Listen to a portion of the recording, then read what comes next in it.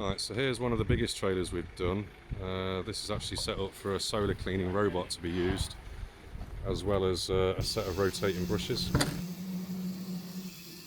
With this trailer we've actually gone for a side loading door, and then we've kept the space at the back here free for the robot, for the rotating brush, a spare reel, and then I'm planning on actually mounting the brushes for the robot on top of the tanks here. So this has got two 500 litre tanks in this trailer. Currently it's leaving this amount of room spare. And if we look at the back, we've basically got all the equipment allowing us to operate from the rear doors. So we've got 100 metres of half-inch hose, 100 metres of 8-inch hose. We've got a 5-stage automated reverse osmosis filtration system. Two pumps, one's a 5 litre, the other one's a 19 litre per minute pump.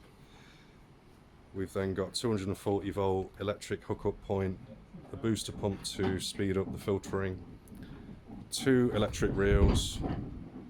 The bottom one's our new wider version, and we've got the standard electric reel on top with the roller guides and the safety speed controller. And the purpose of that is we can adjust the speed of the reel, and it also comes with an electronic brake that stops it from overspooling.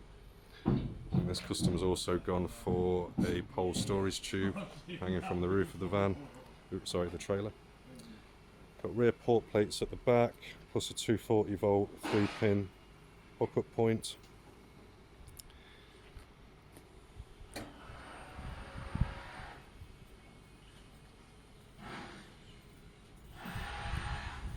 So if we were to do this trailer with a slightly different layout, maybe we'd put the tanks right at the front of the trailer, and that would free up another probably 80 centimetres at the back here.